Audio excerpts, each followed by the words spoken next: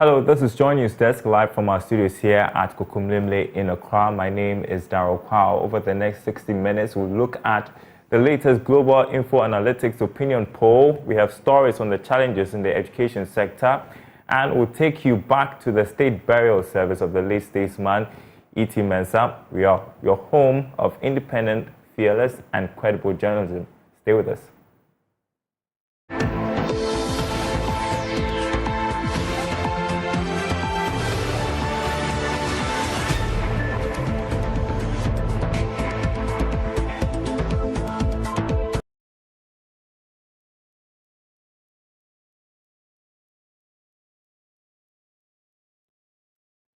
And thanks for staying with us, everyone, here on JoyNews News Desk. In our first story this morning, sport batteries on hand, plywood on the floor, pupils on their knees painting.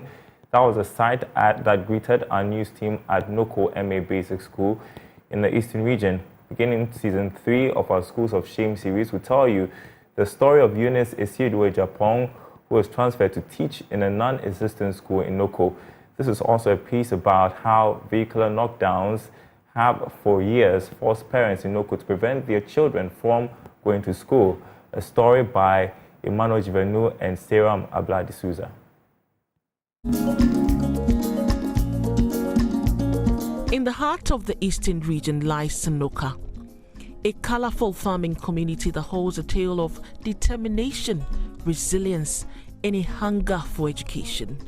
But in this community, a silent struggle exists. Noka, with its warm-hearted people, lack a fundamental pillar for its children, a school.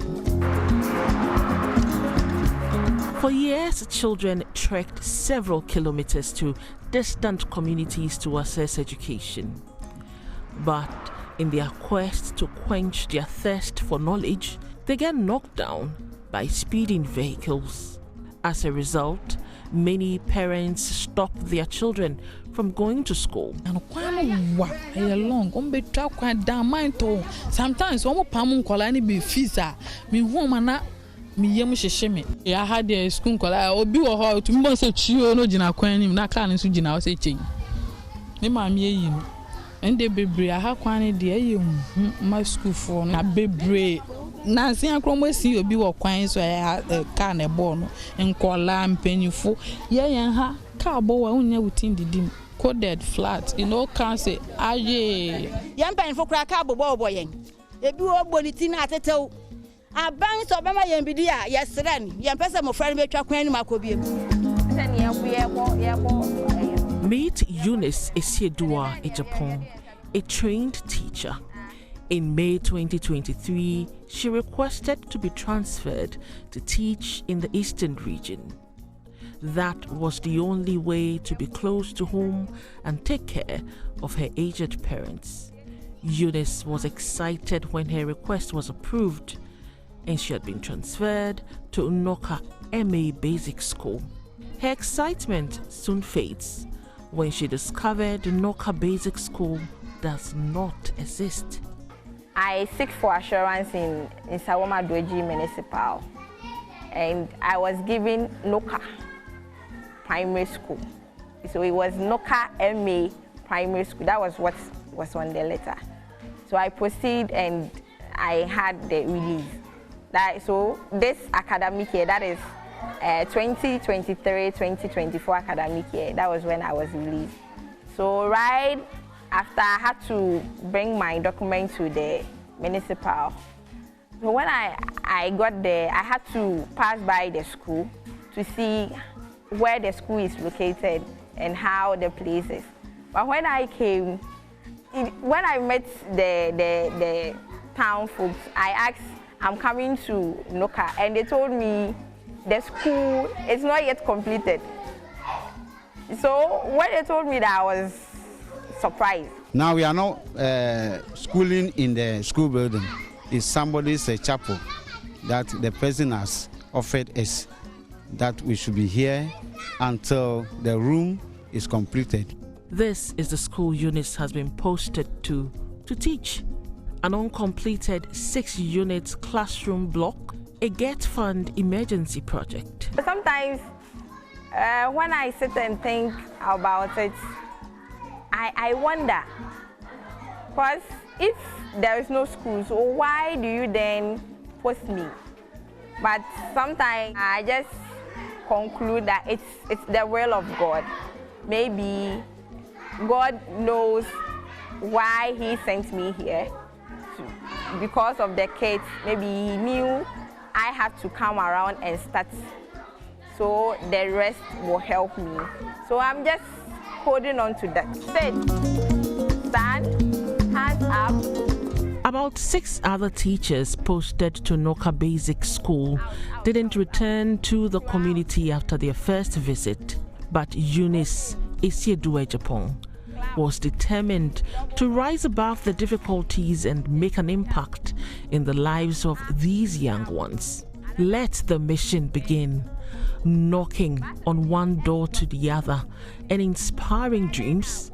She gathered the children. With the generosity of heart, Maranatha Power Ministry offered their structure. It wasn't easy though, but I got help from the assemblyman and the pastor who gave us this temporary structure, that is Reverend Amwa. I had help from one man called Mensah. He was the first person when I came to the place. He told me the structure will be ready very soon, so don't worry. And a lot of your colleagues have been around, they have come and checked the place, so don't worry. They will join you soon. And a lot of people are here, so you shouldn't worry at all. So those people, their words of encouragement, it brought positive vibes, and I decided that this thing I have to start. Every morning, these learners embark on a symbolic journey to a bright future, carrying chairs to this makeshift classroom. In less than 2 months, enrollment increased, and so did the workload on Eunice. On the 4th October this year, we started with admissions. And that day, I had 7 people admitted. And day in, day out, admissions increased. And currently, we have 107 kids. It's not easy. It's not easy, especially those younger ones who are now starting school. It's not easy. It's not easy for you to get them their concentration. They are hyperactive kids. So sometimes I have to be going around, catching them, letting them sit in between those in the upper classes.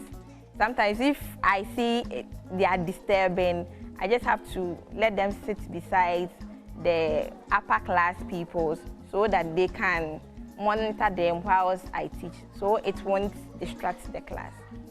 Looking at the nature of the place and the work itself, the workload, sometimes it's not easy. It's not easy. In this shared space, children from ages 3 to 15 sit side by side, driven by a collective hunger for education. Before we learn the newsletter, Eunice, with dedication etched on her face, navigates the challenges of a single-space classroom. For now, I have not started with the curriculum yet. I have not. Because if I say I am going by the curriculum, it's 6 weeks, and 6 weeks we have different levels. We have different levels among us, so I can't. If we were more than that, I can go strictly according to the curriculum. But because I'm here alone, I can't do that. You're in class 1, class 2, and class 3. Not class 4 and class 5. Classes, more classes. I anyway one year and you see on the back when you be a try the corner many way throw no try.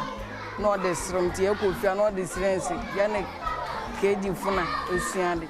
ɛsɛn yɛfɛ kɛpɛ sɛ aban bɛyɛ ne ntɛm na yɛfoɔ na class no bi akɔ ne class. These beginners are practicing how to write the alphabet.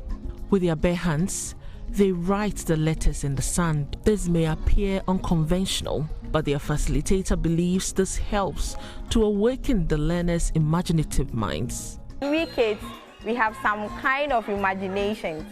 So as you imagine, oh, this is how the person is writing, this is how the hand or the finger is turning. So as you picture that in your mind, you write on the ground as you imagine it in your head. If you have tables, we'll be writing on the tables and on the slates, but our slates are few. Call this a trip back in time or resourcefulness. For these young minds, however, these spoilt batteries are their best bet for a blackboard. I started with the slates. Someone brought a slate, so I started with the slate. I write on the slate, then they copy. So it was later the community gave us a plywood to use as board. So we have to use the used batteries. So we mixed it with water and we darkened the plywood to be used as board. It is time for lunch, and anywhere, including the floor, serves as a dining table. And when nature calls, these children have to run to their various homes. I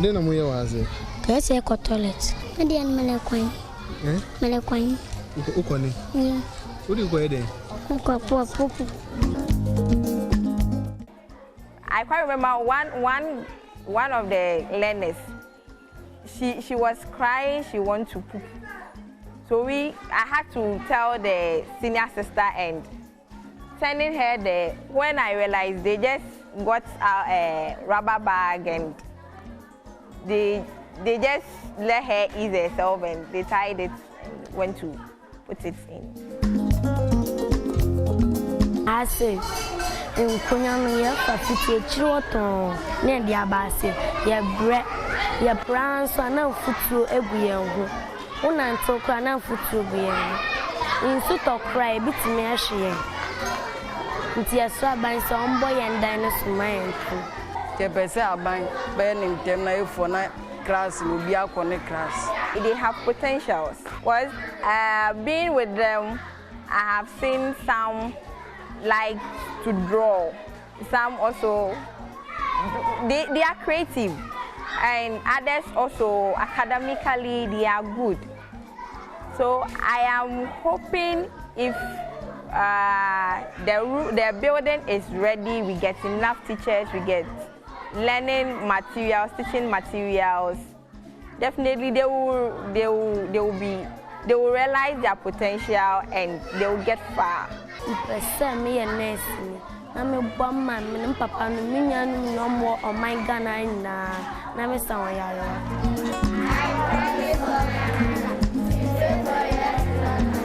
As they pledge their loyalty to their motherland, Ghana, these pupils are also saying a silent prayer for their school building to be completed. But until that prayer is answered, Eunice, Helenes, and in fact the entire Noka community will continue to dream of a brighter tomorrow.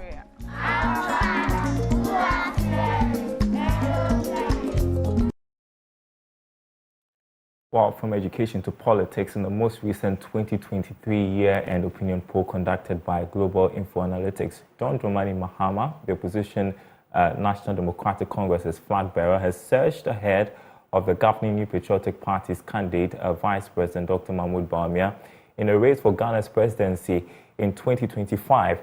The poll indicates a significant lead for John Mahama with 53.2%, compared to MPP's Dr. Bawumia's 29.6%. Alan Chomanten, the former Trade and Industry Minister, holds 7.7% voter support. Approximately 4.2% of voters expressed interest in other candidates, whilst 5.3% remain undecided. a considerable factor with nearly 11 months until the elections. JoyNews' lead data and research analyst Isaac Kofi joins me in studio for a breakdown. Kofi is going to help us understand the methodology and the findings really of this poll by Global Info Analytics. So let's start with the methodology, because we're looking at what the NDC flag bearer had, over 50%, and Dr. Bawumia 29%. Yeah, less than 30%. Wow. So this is actually Global Info Analytics' first election poll in 2024. And we will be doing some sort of comparative analysis comparing the December results to the October results. So they did this in December 2023, but the results were released on the 4th of January this year. And the findings in terms of who will you vote for, so about 5,881 respondents were asked this very simple question: who they will vote for in the 2024 general elections, and they were given options, and then they chose who they will vote for. Now, if you look at the methodology, Mensah will throw more light on it, but you see that after speaking to that over 5,881 respondents, they came out with a confidence level of 99%, which according to the research says that their margin of error was about 1.6%. And so this is a research that, according to them, has a lot of confidence, about 99%. It means that the probability of probably making an error is a little bit low and really acceptable. That's according to the report. But they present their findings in terms of who will you vote for in two folds. So the results they had the unweighted result and then the weighted one. So if you look at the unweighted results, John Mahama is in the lead with 56%, followed by Dr. Bawumia with 27.1%, and then Alan Chemantin with 7.4%, and the rest follow.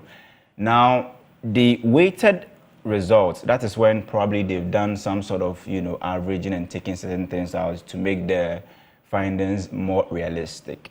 So even with that one, you see John Dramani dropping from this 56% in the unweighted result to 53.2%. Dr. Mahmoud Bawumia rather increases on the unweighted side to 29.6%, the weighted side actually, and then followed by Alan Chemantin 7.7%, and the rest actually follow.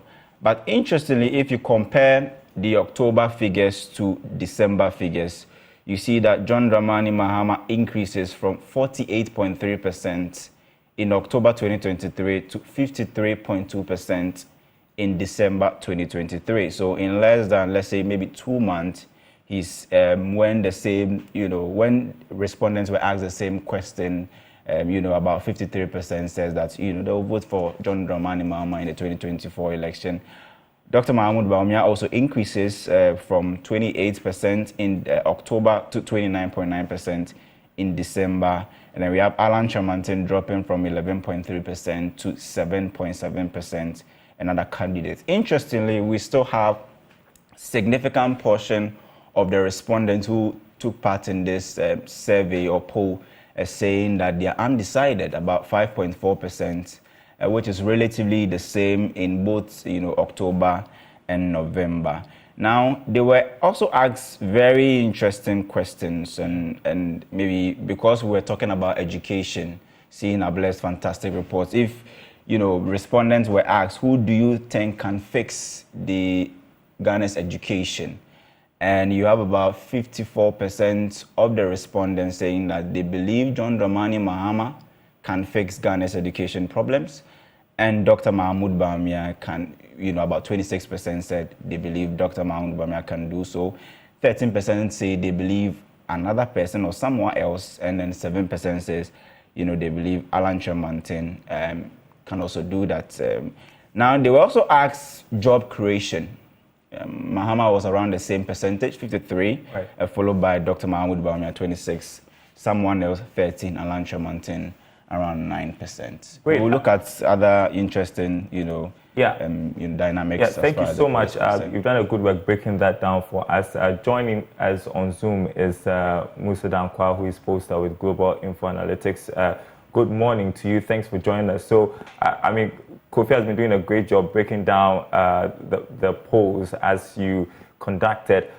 I just want to find out, because for me, the surprise there is the disparity when it comes to the figures when you compare the NDC's flag bearer and the MPP's flag bearer. Quite surprising, isn't it?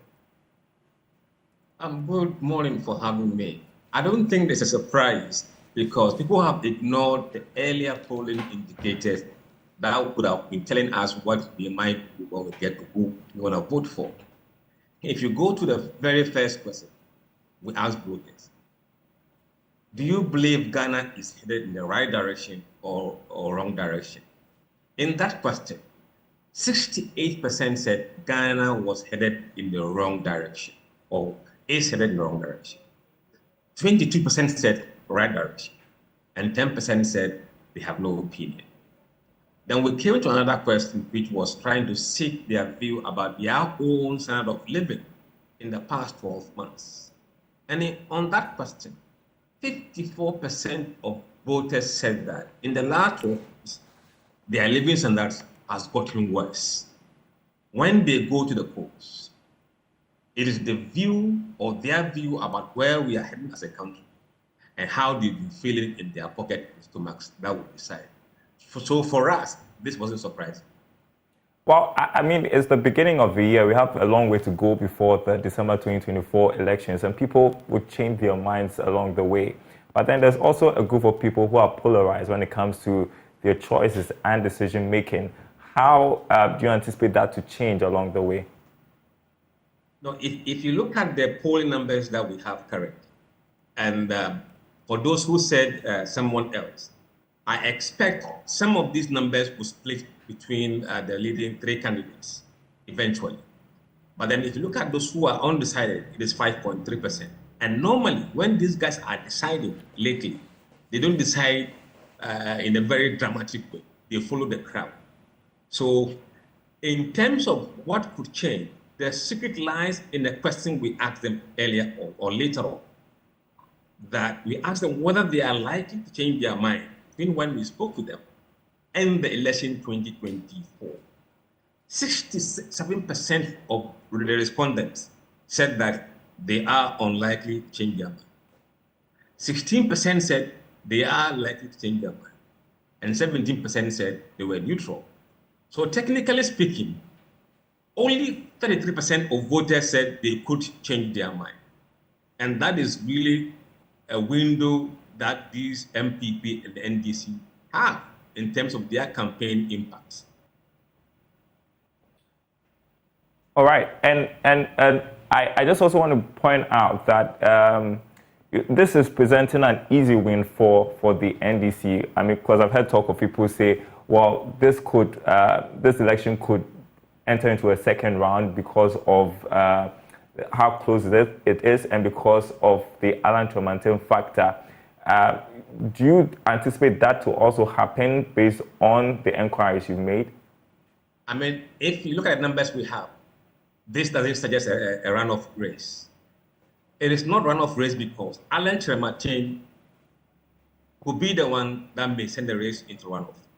But for him to do that, he must draw his support not only from MPP, but also hugely from NDC and floating voters. At the moment, as we speak, his support is coming from MPP. And that is a problem that we have. So unless he begins to enter into NDC's backyard and get some numbers, this race is highly unlikely to go into runoff. But Mahama from the polls will win one touch from the polls as we are today. So Bawumia's bleeding in the poll is coming from Alan Tremantin's in the race. I mean, one of the questions you also asked was about whether or not the MPP can break the 8. Obviously, most people thought it wouldn't happen. Yes, I mean, when we asked them whether they believe the MPP can break the 8, in October, 27% said yes, MPP can break the 8. And 55% said no, they can't break the 8. And 18% said they have no opinion. But in December, those who believe they can break the 8 has dropped by 6%, now on 21%. And those who are saying no has gone down from 55% to 60%. So more and more Ghanaians believe that MPP will not break the 8. And that is why you've seen a rise in the polling numbers for John Mahama. How should the political parties treat this information from your polls, especially the MPP, because it doesn't look good for them? I mean, they have their own campaign strategies. They have their own internal posters. And luckily for them, we have published in all the constituencies we went, the samples we interviewed, how many were women, how many were men. If they want to confirm this poll, we have published our methodology. They can follow our footsteps back to those places and see what they will get to be different. All right, Kofi, any more information you think is relevant for us? Well, I think that just by looking at the figures that were presented by Global Info Analytics concerning can the NPP break the 8, I don't know if you observed, but you realize that the number of respondents who said that they are undecided or they cannot tell was within 18 to 19%. I mean, at this juncture, if you believe the NPP cannot break the 8, it is probably, to me, it's probably very easy to say no, they can break the 8 than to say maybe yes, they can break the 8.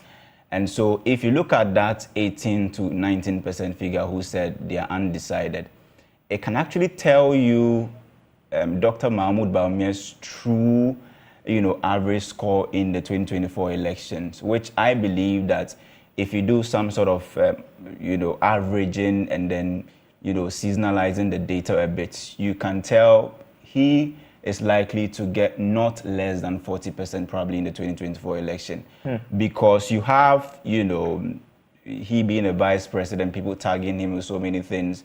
The poll give you about 27%, 29% who said that he can win the 2024 election. That's about 30%. Undecided is around 5%, 6%. And when you speak to people about, do you think the NPP can break the 8? About 18 to 90% says that, well, they are not decided. That can actually tell you his true, score in the 2024 election. But just like the figures have been presented, it may look like an easy win for the NDC, but if you do some sort of disaggregation and seasonalization, you realize that the election is not really going to be an easy fought for anybody in 2024. Wow, thank you so much. Lead data analyst with JoyNews, Isaac Ofeje there. Earlier we had on Musa Dankwa, who is a poster with the Global Info Analytics. Thank you so much for your time this morning. You're watching News Desk. We're taking a short break. We have some more stories afterwards.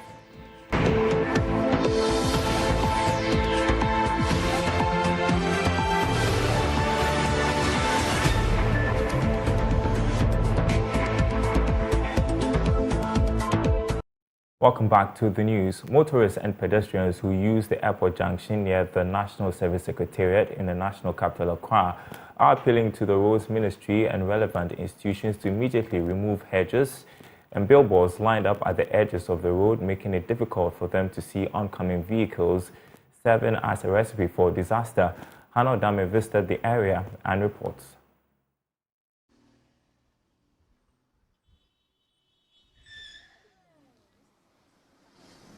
Mr. H.A. Donato, who has been working near the National Service Secretariat since the year 2007, says almost every week he sees similar incidents, which mostly causes accidents at this junction. He wants stakeholders involved to immediately address the situation. You see this side, the signboards, they are closing also the view. So they have to remove some, the hedges there, cut it down. So as soon as they read this zone, they can look, see the road clear, and know how to do. That's what I'm saying. So ever since accident upon accident. A frequent user of this road, Papa, wants the signboard and hedges removed to ensure safety. Very, very dangerous. See the hedges with the signboards. Too bad. Please, you should try and do something about it. What would you want to be done? They should clear those things all. It's human life that we are working with. Pedestrians and cyclists who say they are equally concerned about the inability to clearly see the road before using it are asking for action to be taken. There are edges, the name 3 edges are preventing viewers to see the road clearly. Secondly, they've erected signboards or postboards around the junction, which is preventing. You can't see very well. The road is not clear for you to see. One, if they can't erect the traffic light, then the immediate thing they should do is they should remove the posts or signboards, and then they should trim the neem tree so that the road will be clear for drivers to see.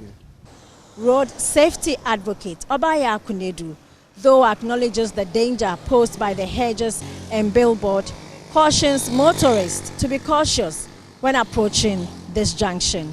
You're not able to see clearly. You know, you're supposed to stop at the junction, indicate and check your left and your right. If you're going to the left side, if you're going to the right, you check on your right.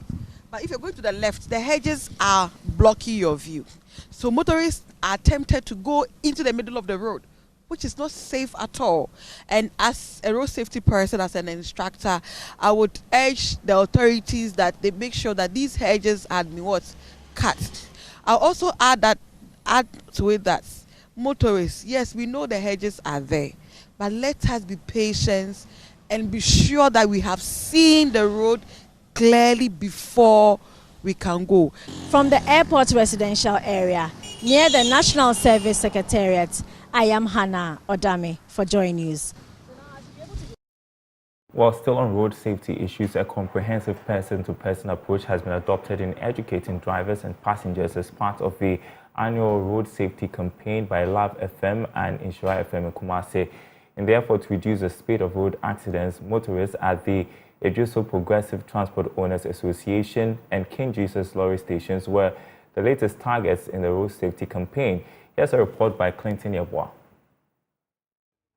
The ongoing campaign assembled drivers at the Ejuso Protoa and King Jesus lorry stations for an educational session. This was in collaboration with the National Road Safety Commission, the Driver and Vehicle Licensing Authority, and the Ejuso Transport Department. Kingsley Odame Amwako, an ambassador of the Road Safety Campaign, said the new approach of person-to-person has heightened the impact of the campaign. We're doing it on radio. We're just inviting some of the road stickers who know about the in and out of transportation. But right now we are at the lorry park or the lorry terminus or the station to have a one-on-one engagement with the drivers so that we know their problems and how the stakeholders, that's the DVA, National Road Safety Authority, and the municipal that we are around so that their problem can be solved. Assistant Planning Manager at the Road Safety Commission, Samuel Jima, said the Commission will continue its stop speeding program to keep road users on the alert. During the first month of the year, because a lot of people slow down in the Julitide, people of the belief that during the first year, all the witches and wizards have gone to sleep and that there can be no accidents. So over the years, in January, you see that there will be slight rise in the number of crashes that happens on our road. But this year, what we intend doing is that we intend to carry on the stop speeding program we started during the end of the year last year through to this year, so that we tell drivers to slow down. Member of the Ejuso Municipal Transport Department, Frank Asamoah, commended Love FM and Inshira FM for the Grassroots Road Safety Initiative. We are very thankful. It's a great education for the drivers. We teach them a lot. We take them through education, but not like this one. We select their leaders. We only teach their leaders so that we will come and talk to them. So for this education to be around them, it's a good education for us. Some corporate sponsors of the road safety campaign are enthused about their involvement to help in curbing road accidents. We decide to support this program so that the awareness of accidents that is happening, people will get notice of it so that we have accident free. We don't want it because Valvoline is a big company and they support the cars, provide a lot of engine oil that we call lubricants. Most of them are using our motorbikes. Yes, so that's why we were trying to also educate them on how to use the motorbike. You know, when you come to Kumasi here, most of them, they use our 3 tires, popularly known as the Pragia. So that's why, and most of them, at times, they do get accident roll from. So that is why we are trying to help them to do the education on the road safety. Some drivers received free reflector jackets, tricycles, and motorcycles. Road traffic accidents rose by 24% in the Ashanti region. It is at the back of this that Love FM and Insura FM have embarked on this social assignment to ensure road traffic safety. Reporting for JoyNews, my name is Clinton Yabua. You're watching News Desk. There appears to be a craze right now among Ghanaians to break world records. At least that's what we're hearing from Guinness World Records. Over 300 applications have been sent in from Ghana so far. Isn't it quite shocking there? So after a first and to a sing-a-thon, we want to get an idea just how much of those applications are getting replies from the Guinness World Records. I'm joined by Fred Smith, who is editor of JoyNews, who has been tracking all of that for us. Fred, over 300 applications. Is that true? Indeed, it's actually more than that. We had 355 applications from Ghanaians between July 2023 and January 2024.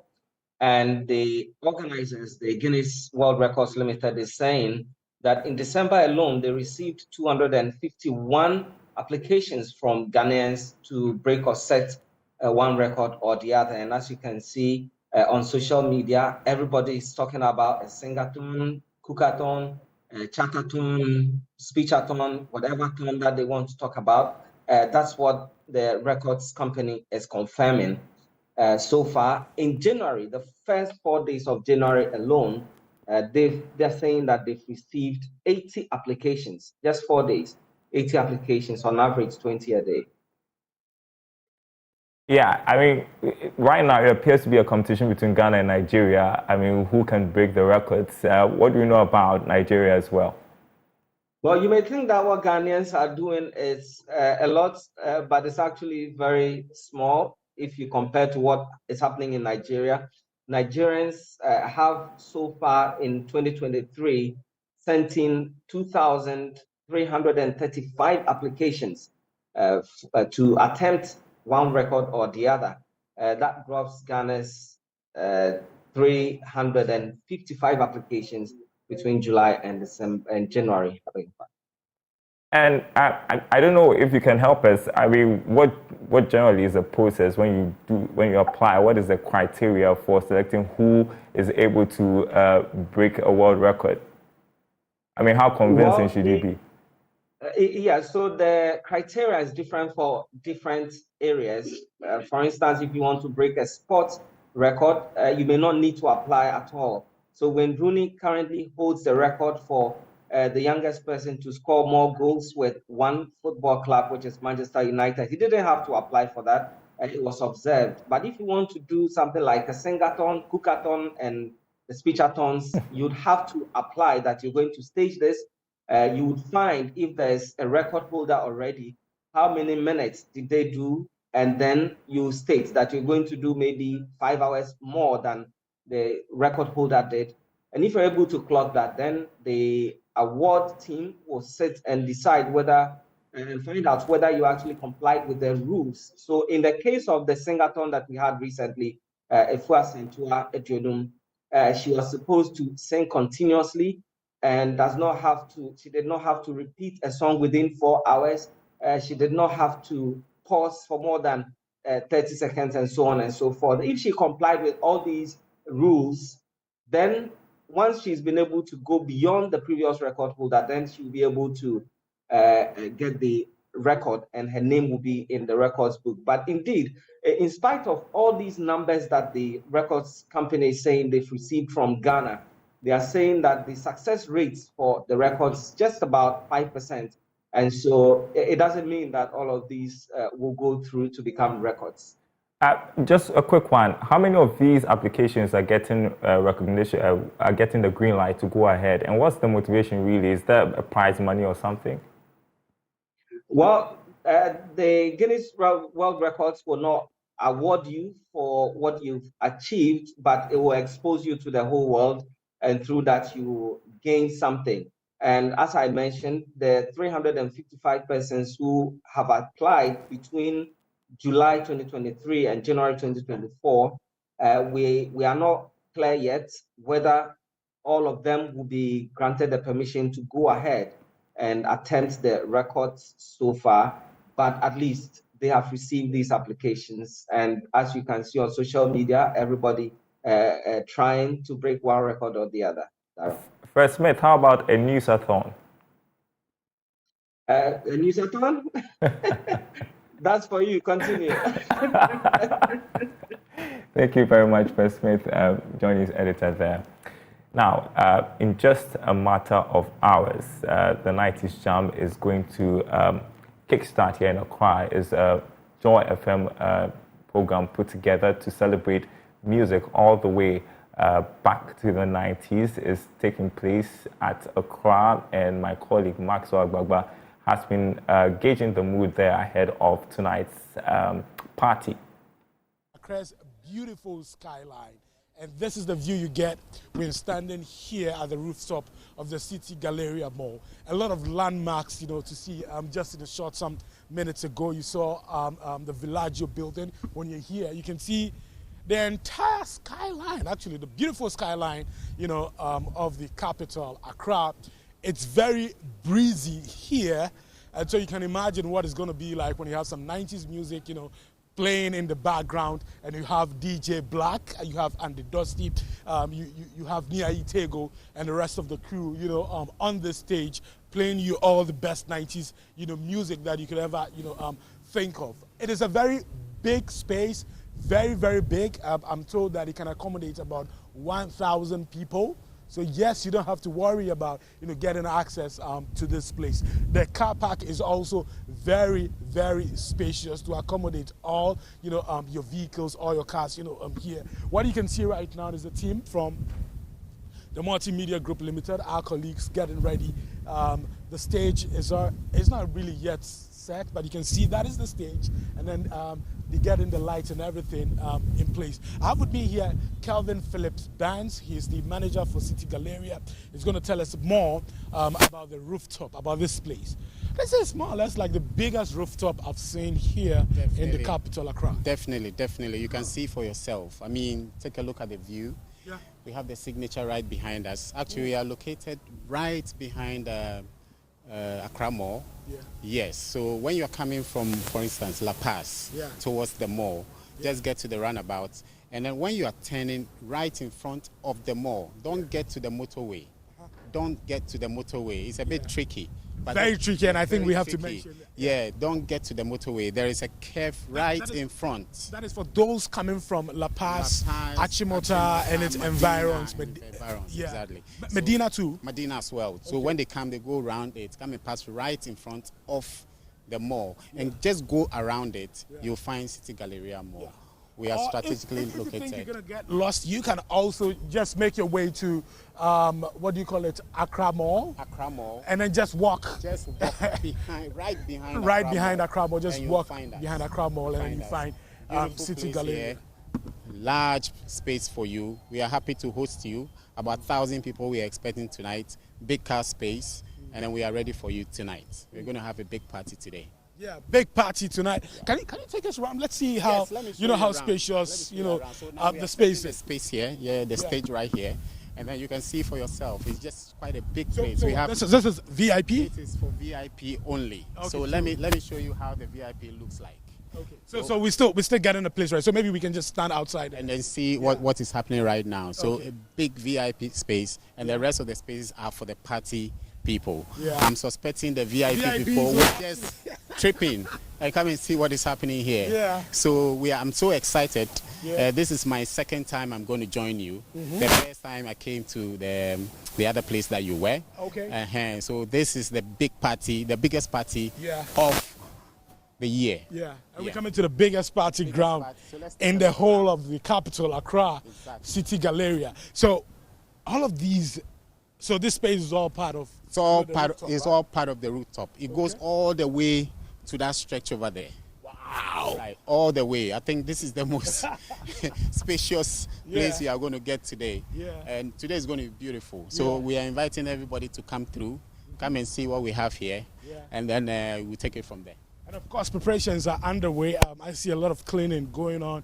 I see some vendors who will be setting up, who will be selling. Last year, the previous, 90s Jam, I had my kebab, my drinks, and all of them. They'll be setting up here, right? Do all that. Yeah. All that and more. Yeah. All that and more. I like that. And more is going to happen today. Yeah. It's going to be an eventful night. Make your way right here. So all of this space will be taken, will be occupied, right? The whole of the space from that side to this side. Wow. It's all of the spaces for you. Wow. All right. And then you can see the view. Yeah, so that's the Kotoka International Airport right there. When the plane is about to land, you see. So you can take your Instagram worthy, selfie. So for instance, I'm dancing and then plane is landing in the background. I'll just do this. I'll do this. Get it in the background. Get my friends in the background. There you go. Well, so this is the view. Okay. Yeah, you can see Accra Polo Park. Yeah, I can see there. the Polo Park. Yes, the Polo Park right there. Yeah. And then it's going to be beautiful, I'm telling you. Yeah. And I can see the other side also as well. Exactly. So wow. we are all set and prepared for you guys. So let's look at the other side as well. So this is where we are going right now is where the Accra Mall is. Okay. So from this shot I can show you how you will get here. Yeah. You understand? So don't forget, when you get in front of Accra Mall, make sure you don't get to the motorway. Don't. Just go right in front of it and make a at all costs, avoid the motorway. Avoid the motorway. The moment you get on the motorway, you are gone. You are going to. You're going to another party. Exactly. So just make sure that you are avoid in front. The motorway. Yes, it's very, very important. So right in front of the Accra Mall. Make a turn around the Accra Mall. Yeah. It will take you straight to us. Yeah. Exactly. Okay. So the party itself is going to show people where we are. When people start coming, you see the hairs, all that, and what is. You see the lights and all of that. Exactly. So it's going to be beautiful. Yeah. I can't wait for 8 p.m. to. I can't wait to, bro. I'm getting ready to go and change and come and have a party of my life. I'm telling you, man. And downstairs we have a lot of shops, right? We have shops. We have spaces for rental. Okay. We have office space for rental. Okay. You can come and rent some of them. Later on, I'll take you down there and go and see the spaces, the office spaces we have for rental. And also for people, our patrons who be coming, who want to maybe get something from downstairs, they can get it, right? Drinks, anything. Even here, you have drinks, you have kebab, you have everything you need. Good. Apart from we having this mall, we also have apartments for rental. Okay. One of them is called St. Agnes. The other one is Park Royal, and then the other one is Ashanti Gardens. Okay. Yes, they are all located in the airport residential areas. Yeah. So when you come through, and then you call our numbers on the billboard, we'll be able to sort you out. We'll be able to sort it out. Exactly. Before we go, what makes the rooftop of City Galleria like the best in Accra, the best in the capital? I'm going to tell you this. Take a look around. Yeah. Which other building do you see here that has a bigger space like this? This is the only place, man. True. If you can see one, tell me.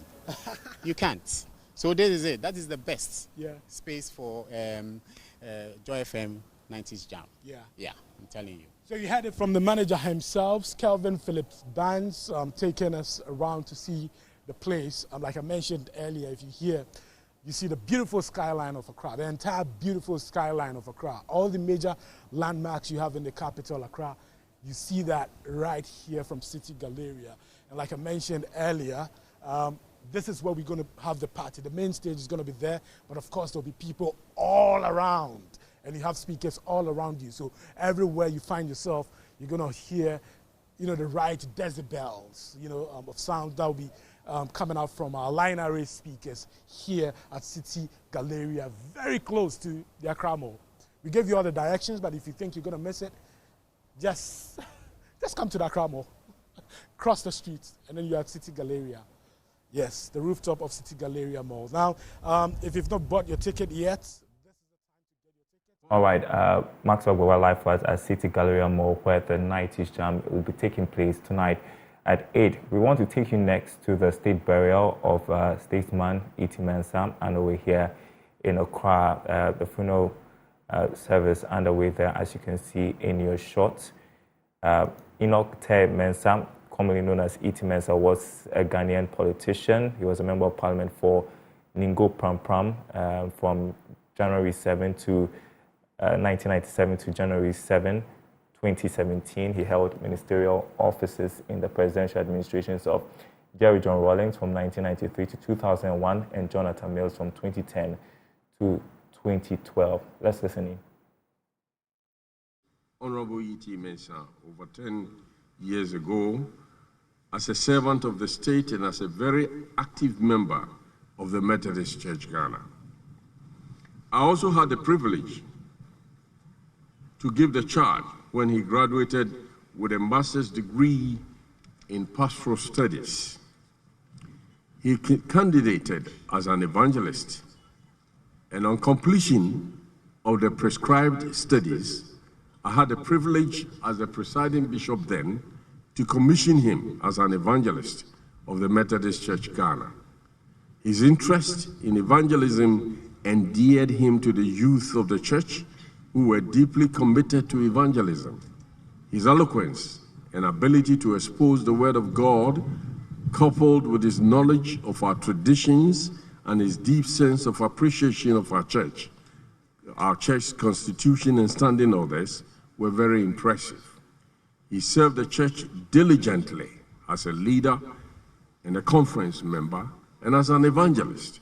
He did all these while still serving in varied responsible capacities as a member of parliament, minister of state, and later on as honorable member of the Council of State.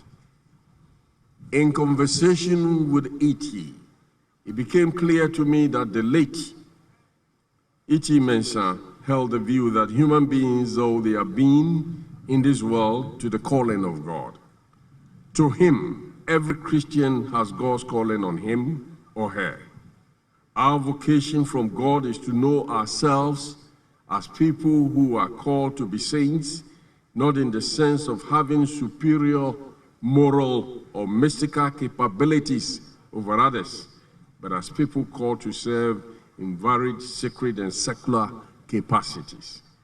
For him, work, sacred or secular, must be considered within the setting of God's calling to live in responsible obedience to God in whatever station of life one is placed. The Christian, as E.T. understood, defines his or her work in terms of the calling of God to serve God and humanity. It can be said that he paid his dues to the nation, to the church, and to his family.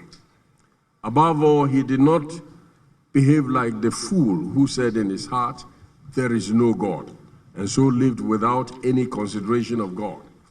He remembered his Creator in his youthful days and served him with a high sense of commitment.